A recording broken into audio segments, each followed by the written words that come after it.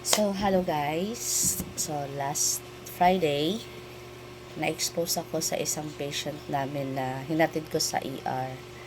So, ngayon, kailangan ko mag-antigen test. So, kailangan ko to. So, ako naghuhugas na ako ng kamay. So, ito po ang aking mga kailangan. Thank you sa aking boss. Pinadalhan niya po ako ng ganito. So, let's go. So, first, i-ano po natin siya, i-prepare po natin tong cup. Meron siyang kunting maliit na liquid.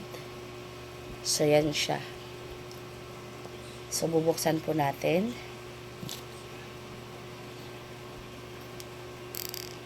So, kailangan hindi matapon yung laman nito. So, yan.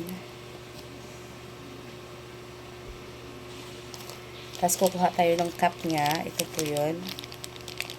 So, make sure lang po guys, yung kamay ay malinis. So, ito naman po ang kit niya. Bubuksan po natin.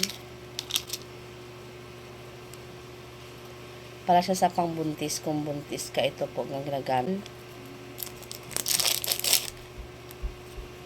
So, ipupasok natin to sa ating ilong.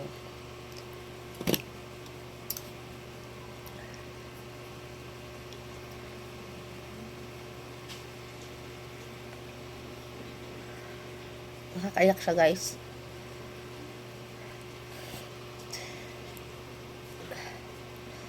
Nakakaiyak siya. So, ngayon, ipapasok natin to dito.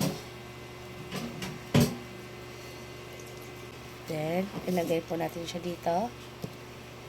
Make sure lang dito po natin ilagay sa square. Ito po.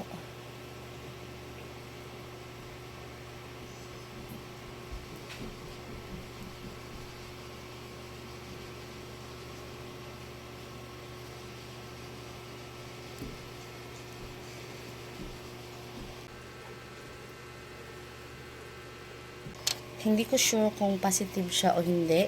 So, kailangan ko pa siyang ipa-check sa aking boss. Yan po.